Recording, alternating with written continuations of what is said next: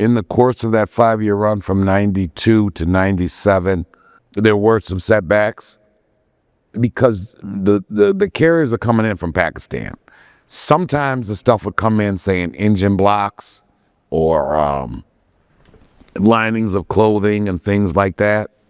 But sometimes it would actually be a physical human being bringing it in through false bottom suitcases and things. When the first time I went to San Francisco. We on another Pakistan call again, or one of our people, Courtney called us, and my mom, because my mom is the one that's a daredevil. She the one gonna go, and he's gonna ask her, how you feel about it? Do you want to go? You want to get the people? She set up everything, who gonna ride, who not. But so she was very active. Yeah, but that part was so active and was so wrong. But he was so in love with my mom. You never send a dope fiend or a drug addict on no mission, never. And that was a mistake we made. We sent a dope fiend, which was my mom. And me, I'm not a dope fiend, and her friend, a dope fiend, heroin addict, what I mean. Like 19. I'm 19, 18. I'm just riding. I ain't got nothing to do with shit. I know what's going on, but I ain't telling them I know what's going on. But ain't nothing on me or whatever. Courtney set up everything for us. So we leave out late night, took 2 days to get. Taking money? No, we don't got nothing. We getting it on consignment. We don't got no money. We don't need no money. Yeah. She got her little friend, Shaky or whatever, and it's me, my mom, and her. So we're driving. It took us like 3 days. They dope fiends. They sniffing all the dope before we even get halfway to motherfucking California. We ain't even in Reno. We ain't even nowhere. They done snorted all the dope. Oh, they out of dope. So they sick. Oh, wow. So the only one in the car got sense. They ain't has me. I smoke weed. That's all I do. So they fucked up in the mother. They want some drugs. They got to stop. So we in Reno. They don't know nobody. But my mama a dope fiend. She finna get out. I'm a find. You can find anybody when you're dope. You gonna find it. Yeah. So she get out. We ain't got no money. We just looking. We got diamonds on. We draped up. We got, we just straight. We good. We good. So she get out. She find a little heroin or whatever. She get it. We get back on the road. So she calling my dad, which is Courtney. I ain't got no more shit. I ran. All that old stupid shit. So he panicking. Oh, well, I'm going to mail you some. We going to figure out how this. So I'm like, we get to San Francisco. Never been to San Francisco in my life. We drove from Detroit to San Francisco because that's where they told us to come. We're meeting somebody from Pakistan. They're coming over on the boat to meet us. We don't got to have no cash. We ain't got to have shit. All this on consignment. Probably about 8, 9 keys if we get it. So one time in particular, one of Muhammad's carriers coming into California had gotten compromised. DEA had busted him. He told, but he could only tell he couldn't tell much because he didn't know much, because that's how it kind of works. He doesn't know about who in Detroit this is going to. He knows he's supposed to meet some people at a hotel and just hand them this. That's all he knows. But they played out the sting, and Shauna and her mom walk into a setup, and they are arrested. I think they were supposed to pick up 8 keys, 6 or 8 keys. So we finally get there.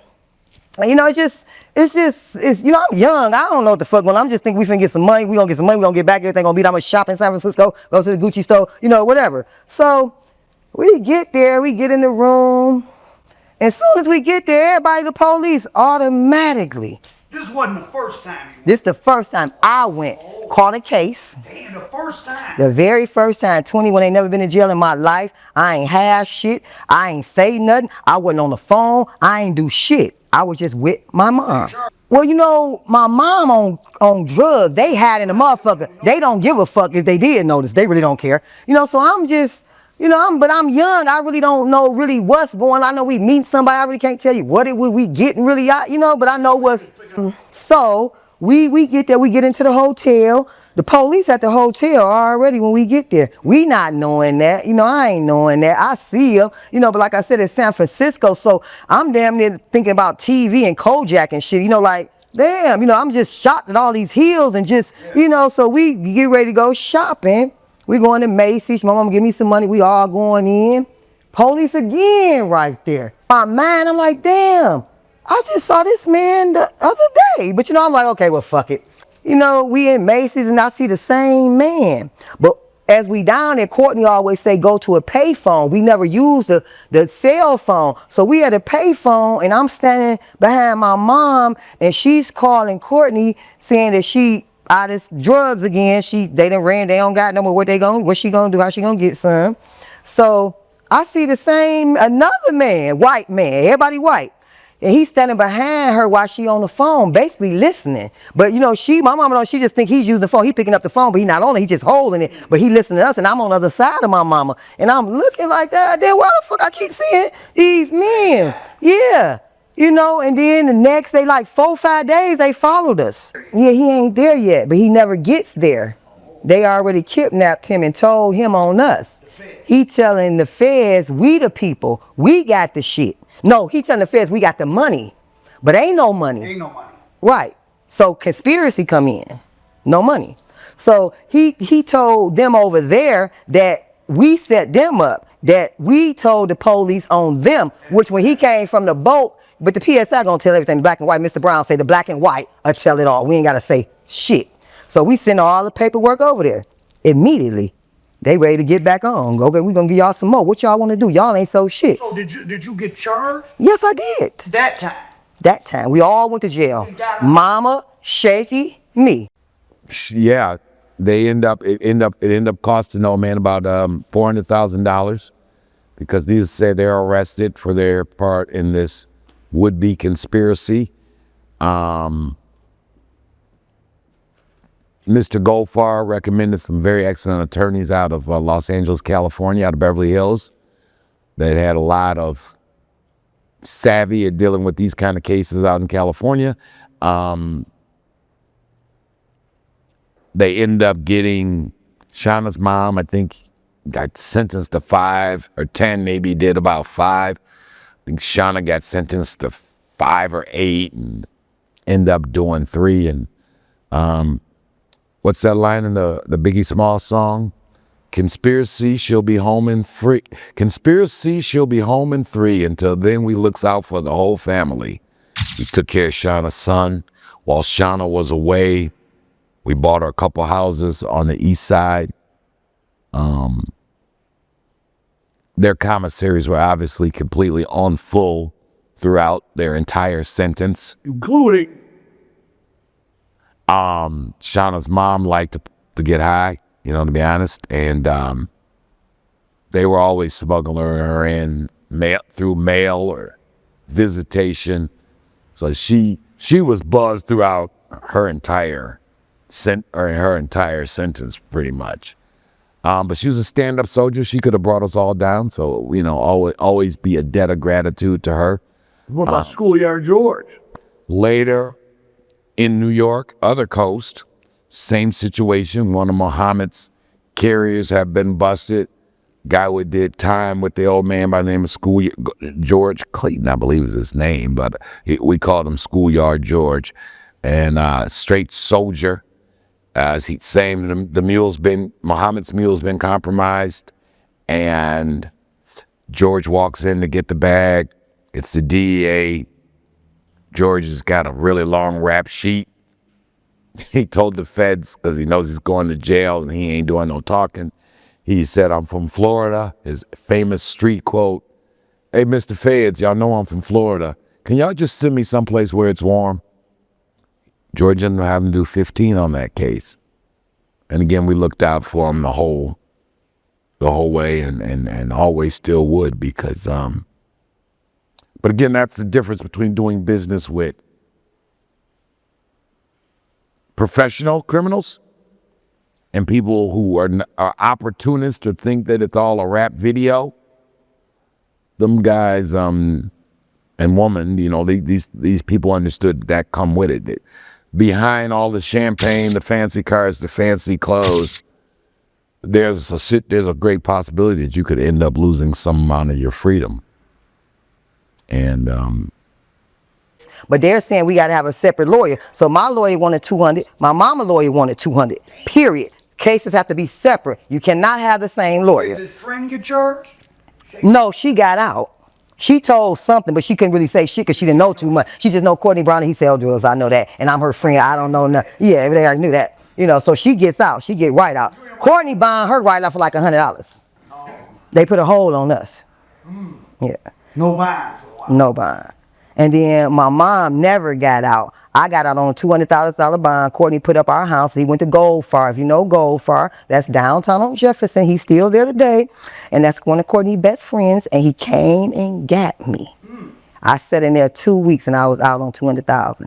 And the lawyer was another 200,000. And the lawyer, my mama lawyer want 200, my lawyer want 200. They separate, they cool, but they separate. Yeah. So I stayed in like 2 or 3 weeks. I get out, it's pitch dark, probably about 4 in the morning. I don't know where the fuck I'm going. I'm just like, I want to get out. I just walk, get raped, killed, whatever. I'm getting the fuck out of here. So I'm just walking up the street, just walking. So Courtney called and he sent me some money. He said, you just get in the cab and get to Western Union, because he's very smart. He gonna tell you everything to do, what to do, not to say, and just listen. Yeah. And just listen.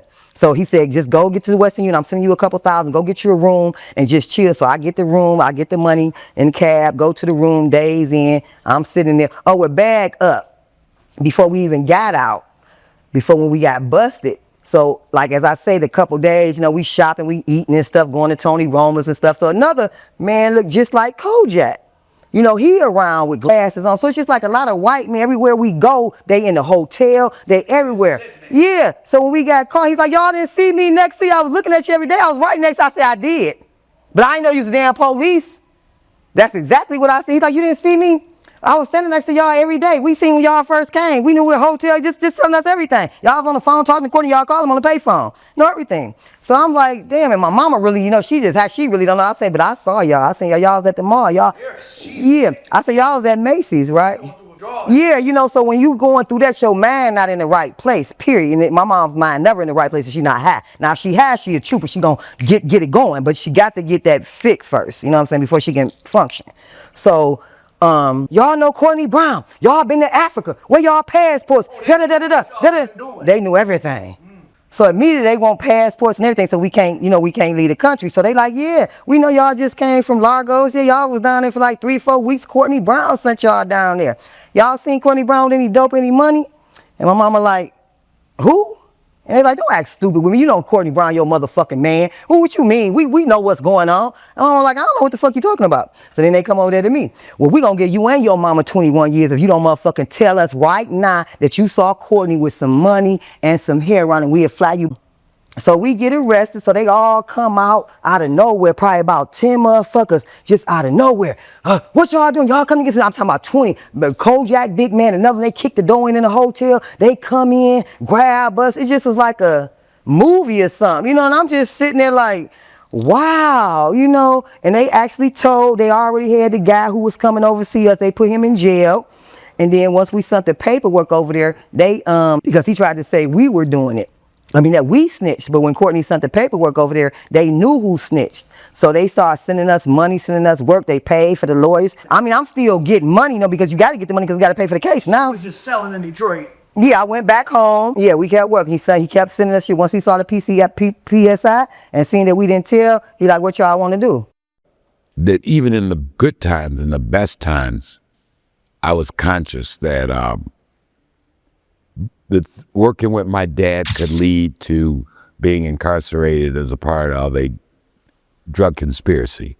It's not a game. So yeah, I found it looking back, I've been in recovery 20 plus years. Looking back, numbing myself to two things. It's a high stress job. It's a very high stress job. What were you doing on a daily basis during that Pakistani run for Dad? Or as part of the operation? No, mostly it was still getting the money to the Muhammad, and those guys had some people down in the textile area of Manhattan.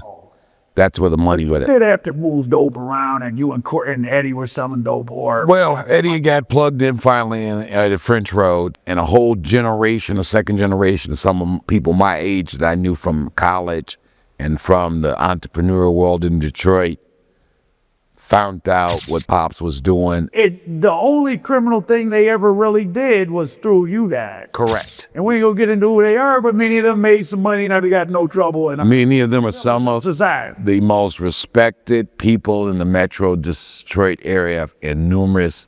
They were good, square people, doing the right thing. They had a cousin who was doing whatever he was doing. They were business guys. Mr. Brown's, and they would have never done that kind of stuff. It'd have been anybody but a guy like my dad. Hey, you guys are part-timers. Keep it part-time. All you got to do is, I'm guaranteeing I'm going to give it to you in a way that your cousin will make a lot of money. You take your cut. I'll do everything else. That's all they had to do. They had a cousin, they had a friend. The ticket that Pops is giving it to them at compared to what the streets, their cousins think that they're a hero, and they make them $3,000, $4,000, $5,000 a week. And they did it for 2-3 years. Saved up money for down payments on houses. They say they do it to make it $3 a week. They just basically come and see your dad once or twice, driving something to the... Drive it to their cousin. Yes. They're not hustling. They're not wearing gold chains. They're in suit and ties, stopping by to see Pops. And so with that, I did do a lot of liaison. I recruited some very talented, smart people into the organization. For him. And then we bought a nightclub, right? So the whole book, and I brought in my New York people to help me run that whole situation. They had to bring in some local people to help me run the bar and restaurant.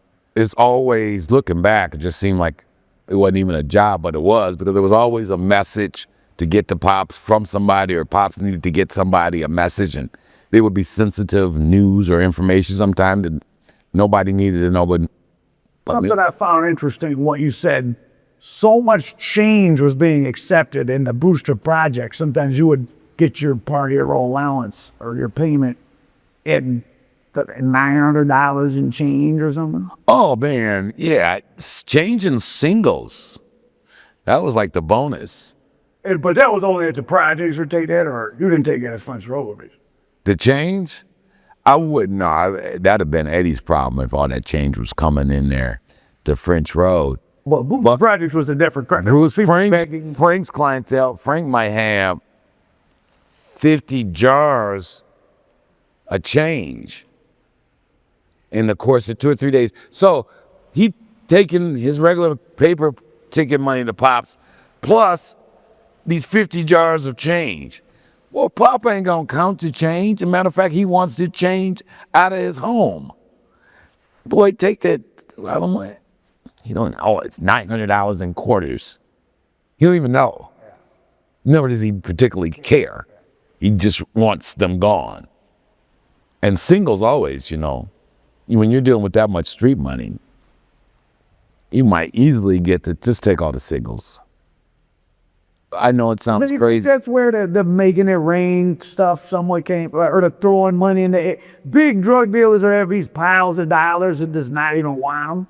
It wasn't even want them. It becomes, and I know it's work. I know it becomes work. And I know it sounds. Money, money, money. The profits were staggering, up to $1 million a week. Authorities say the Chambers brothers who made this home video didn't even bother to count the $1 bills because it took too long. Should we throw these ones away, man, since we got $500,000? Well, I tell you what we can do. We can give it to the poor. That's exactly what I say too. We'll just donate those to the poor. The people we're dealing with, the money has to be given to them bank face, which means all the money facing the same direction, no crumpled ends. All the money got to be straightened out before it's rubber band up in stacks of 1,000 or 5. So when you got to do that to turn in the ticket money, the singles really become somewhat of not an issue, but it's really better just to pay everybody with the singles so that you don't have to deal with it with the ticket money.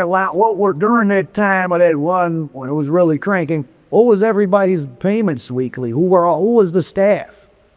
Shauna, Trina, Terrell, Rhonda. At the club, Daryl T. Walker, John the Baptist, Rick, Ernie. Everybody at the hookup table. Shauna, Trina, Terrell, Rhonda. And you? Well, I didn't. I would. Call me, but you were also even $5. I was $5,000 a week, yeah. So that's 20-some thousand a week just to the 5 of y'all, or 4, whatever. Correct. Easy. For 5 years. And then other people, 1,000 a week, 2,000. Easy. The rest of lower management. $150,000 a month in payroll. Easy. You're running a $500,000 million a month business. Gross. Gross, please. We didn't make that. That's not profit. That's not a profit number. And part, again, the Pop's secret was a lot of his arrangements with his people they were splitting. Well, they thought they were splitting, but it was pretty much, everybody made a lot of money dealing with him, which has a lot to do with why he's had the longevity. And it keeps people loyal, and he's smart. It keeps your core people. And to be clear, your mother, father had divorced long before that. Yes. There's no co-mingling. What your mother was doing was long separated from anything their father was doing. By that time, yeah. It was completely diverted. So even for Smurf and Zanzibar, your dad was as much money that was made. If your mother had not made sure the kids went to school, not school, but the expensive educations, and your sister is a lawyer, and your niece, we ain't gonna get into, but have done very enormous successful things, and hadn't long ago went to school, taken whatever money from the 70s. If it was just up to what the drug business had been, y'all still wouldn't have. If it had been up to just me and Daddy, the money would have been all fucked up. Still wouldn't have much now. No. Mother And yours about as on the ball as it was gonna get.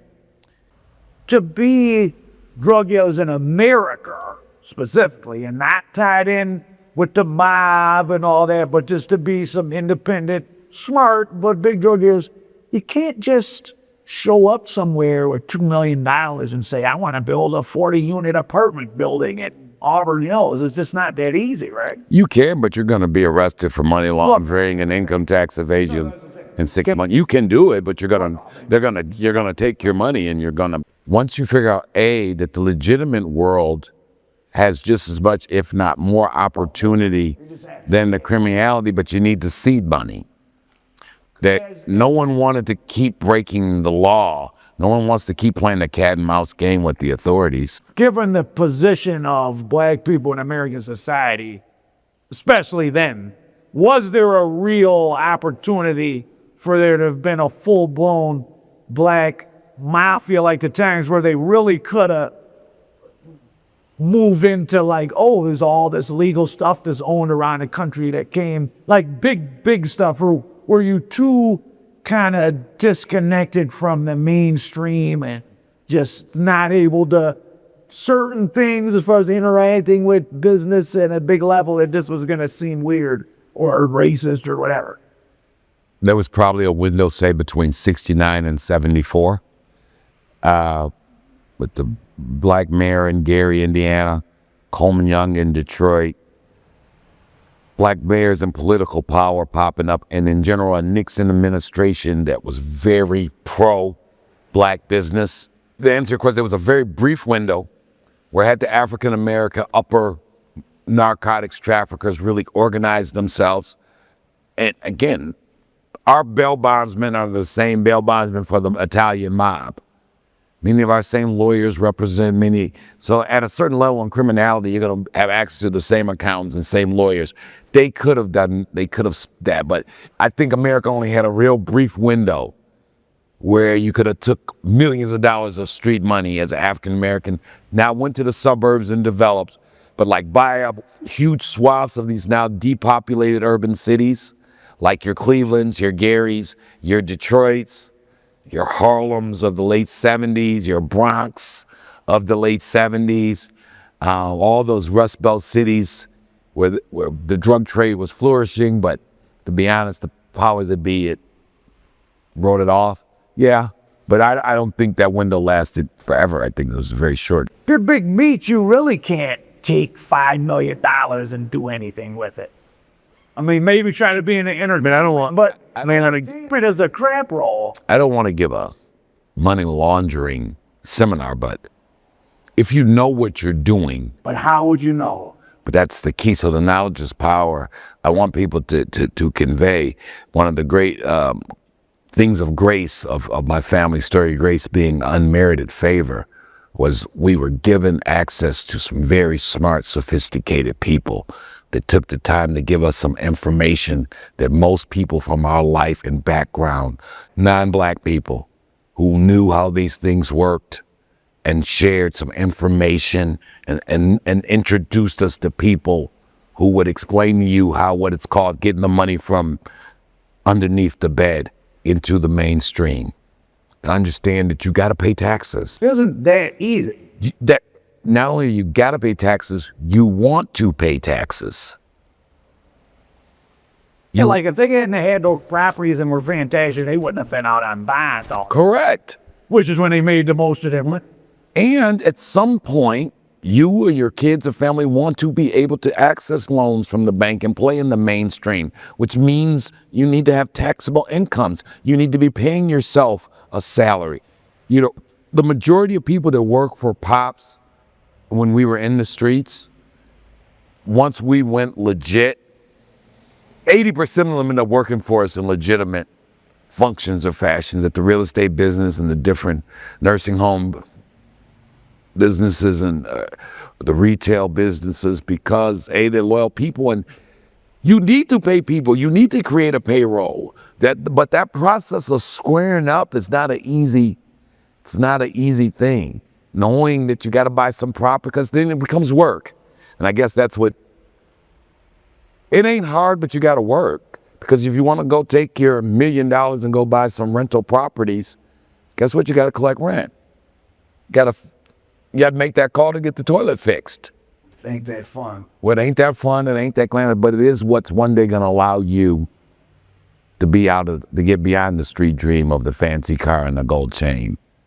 But looking on, let's talk about now, like just being someone that comes from that life and has a lot of general life experience. When you look at how criminality in general, but specifically in America for whatever set of reasons, public criminality among young black males has become like just, that's just part. It's like as American as mom and apple pie, at least you would think from TV and the news and all these things. When you look at what it is now, a drug dealing, like what is it?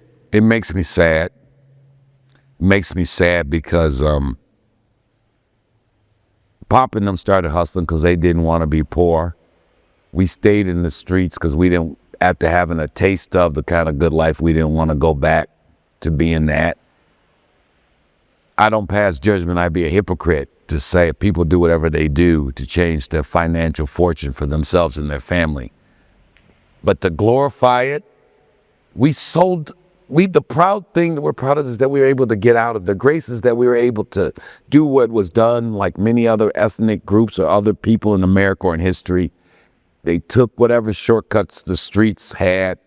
They made the best of it so they could get away from that life. Nobody wants to have to deal with people worry about getting shot, kidnapped. It seems like nowadays some people do. That's the part that makes me sad, that we glorify all of the things that are really the dark side of that underground economy, the violence, the potential incarceration, losing loved ones. It's nothing fun. As a little boy, remembering his mommy tells your daddy's in federal prison, he won't be coming home. There's nothing fun or glamorous about that.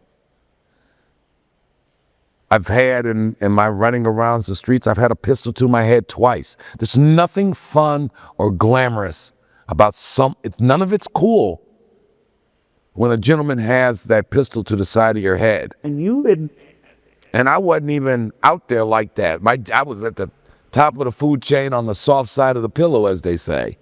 But it happens. And we talk about a lot of social ills, on our personal whatever. But you didn't grow up in a toxic family. Like, you had family members that were dangerous people at times, whatever. But there was no toxic family. Y'all weren't into fighting. There was no mom throwing the bottle at dad and dad slapping her around. Whereas so much of what the underworld is or what we see of it now is just toxic people who might happen to be selling or buying drugs. Yeah, I think the narcotics trafficking industry gets a very bad name for a lot of social ills that really have nothing to do with narcotics trafficking. Is a window of time where, like, you know, if you grew up in Jim Crow and it's 1970, maybe you have limited options. In the year 2024, if you're from Mexico and you're something is getting sent over here and you're not even legal and you can't speak English, maybe it's an opportunity. But even if you're black, like, is selling drugs at a big scale something that anyone needs to be using as a springboard, or is there better opportunities? I don't even think the opportunity exists. I think when the historians write back on this last half a century, that those in the African American community who are attempting to duplicate what Eddie Jackson and Frank Matthews did in the 70s. I mean, did anyone in the 80s even really have the good outcome that some of the 70s people had? Well, no, the money in the game was astronomical in the 70s, exceptionally large, but not as large in the 80s. So with the cocaine and heroin in the 80s? No, numbers was spread out amongst more people. Spread out among more people, but when you really, you're a historian, a criminologist in this. No one in the 80s made the money that Frank Matthews and Nicky Bonds and Ed Black. I think what we want to try to convey is, it pains me to see my community chasing an illusion. Chasing an illusion. People like myself and my family, we're the exception, not the rule. And it was a long time ago. It was a very long time ago. We were shown, again, grace, unmerited favor. But the thought that a group of men like Nicky Barnes, poor, half drug issue, becomes mega kingpin. Frank Matthews from the backwoods of South, or from North Carolina, becomes this mega man, Eddie Jackson. That those windows, that doesn't exist. That world doesn't exist anymore.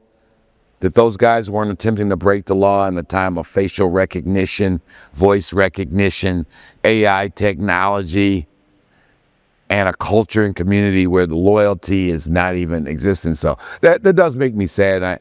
I'm not gonna get on a soapbox, but the whole music, a lot of people make money off of our culture promoting a situation that doesn't even exist, and that's what leads to doesn't even exist. It doesn't even exist. In that time of the 70s and even into the 80s, early 90s, when you have people from Pakistan or Colombia or Marseille trying to sell a drug over here, well, they don't have cousins. They gotta partner with Americans, and for reasons large in scope of this, black communities were made into red light districts long before, in the 30s, or prostitution and all that. Yeah. But now, when you have as many people of Mexican American descent as there are all black people, and twice as many Hispanic in generals, not to say Hispanic people are all good, but when you have a source country, Mexico, where they have their own family members here, what they need you for. In 95, we didn't have to compete against the pharmaceutical industry for sales, right? But also, just as far as you on the legal side, they have their own, they don't need someone to run Detroit for them. They got people in Detroit. Not even more than that. Detroit's not nearly as profitable as London or Frankfurt or Paris Or Sydney. or Sydney. Or Dubai. Or Dubai. There's a lot of other places. Globalization affected everything. So again, I think the historians and the people like yourself who follow or study this and analyze it from an academic point of view will look back as this, in the African American community, these were the 2 decades of folly from 2010 to 2030. That they were just folly of people pretending. Or probably even 2000. Yeah, maybe, yeah, the people were pretending to be in the narco trade, and they'll write books and theses about. There was a period in the African American community after the turn of the century that people were not making any money in the narcotics trafficking business, actually went about promoting and pretending that they were. Which is pretty. It was a social phenomenon. Well, they don't even know, because if you saw Muhammad, you'd think he's just some guy who owns a shawarma shop. Well, Mississauga is still a huge Pakistani where The bag is coming? well, the Pakistani culture along with the Indian. Organized crime is a part of the fabric. We here, in particularly in the African American community, just don't understand how low on the totem pole we are and how much on the outs we are. Then other countries, the organized crime elements are part of the society. So the Mississauga is a huge Pakistani population, which is connected to what goes on over in Pakistan. So the ruling families, like it used to be, whatever was going on in Palermo or Rome, translated to New York or Chicago. Well, in the modern world, what goes on in Pakistan and Karachi affects what happens in Mississauga, Ontario. What goes on in Colombia affects what happens in some parts of South Florida, right? With all these Venezuelans, not to knock up, we used to love the Venezuelan people. There are now going to be decisions made by organizations in Caracas that are going to have consequences in Chicago and New York, because the home country is going to always be the base of power. The African-American criminal pretty much ain't figured out that that's his real problem. He ain't got no base of power.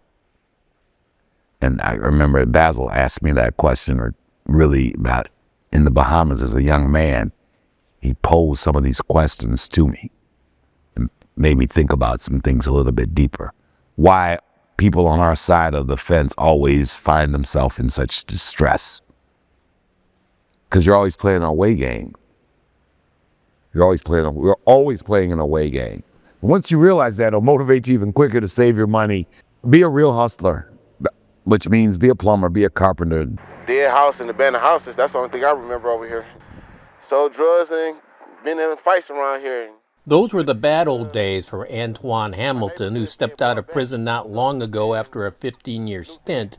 This is the same neighborhood where our Stephen Henderson lived for a time, and where he established his Tuxedo Project.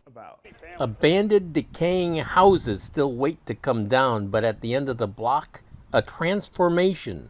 The talk in this part of town, now action, with the Carpenters and Millwrights trade school taking shape. Jesus was a carpenter.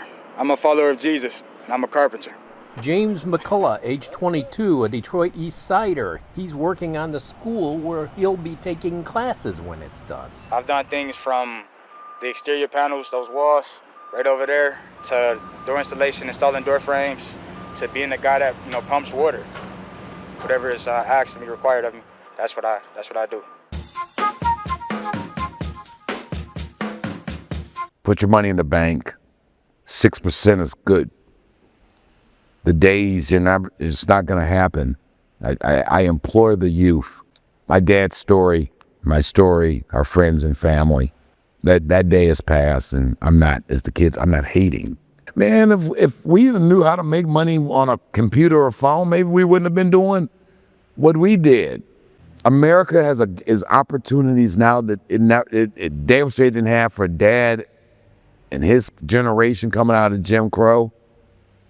I have to be honest, the hurdles that as a legitimate businessman, my problems ain't the community or culture I come from, right? People are going to practice vice, I know that. But being able to profit from it and create independent wealth, if you don't know the people, how does that happen? I think we've spoke about that, right? That rap lyric of, I'm going to get fronted some keys and get back on my feet. Well, and one day I'm going to be poor and next day I'm going to get the plug and be rich. It's just really not the way it works. A lot of Italians were involved in bootlegging. Some got independently wealthy. That was 100 damn years ago. A few made enough money to set up, a few more made up some money to set up some nice small businesses, right? And a whole lot ain't had nothing to show, just got a story to tell. That's the truth of the underworld. Most people involved in criminality don't end up with a happy ending. I'm not going to be a hypocrite. There's some shortcuts that you can take, but you got to be real careful and taking shortcuts in a world where everything's on surveillance. Well, you guys are abnormally smart, you have a strong family structure, and they have some luck too. A lot of luck, a tight family bond too. Competent people, no toxicity. No.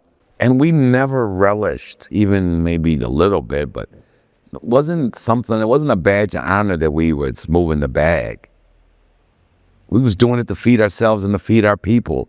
Now, you can say you guys were you were doing more than just feeding yourself, but man, in the big picture, we wasn't that big. If you guys really know how much is out there, as we've said, if the game is chess, maybe at our best day we was a pawn. My father's a great philosophy. Well, Junior, I gotta give niggas money because they ain't got no money. We gotta give them money because they ain't got none. And they don't know nobody else with money. So we got to give it to them because we got some. Wasn't even that complicated. It's just, we come from that community, from that. Wasn't that long ago our people was coming up here from South Carolina with no money and no education. That's a credit to my parents, my family generation, and to the real American dream. That in this country, you can get a break, man. You get a break in this country. You can switch classes. You can go from real po to doing all right. I ain't gonna say you're gonna be elite. We wasn't never elite. We wasn't never white folk rich. But all praises to Allah. We changed the future of the generations with a couple breaks here and there. But I wouldn't want anybody to think that this is the path to follow. It's nothing glorious about it. So many didn't make it through. As the fat man used to say, we got to dodge the raindrops. Somehow we dodged the raindrops. And if you think about that analogy, go outside when it's raining and then try not to get wet. You gotta be real. The wind gotta blow the right time at the right time. The cloud gotta move it takes a lot to be out in the rain and not get wet. That's it. Alrighty now. We done shot 4 documentaries.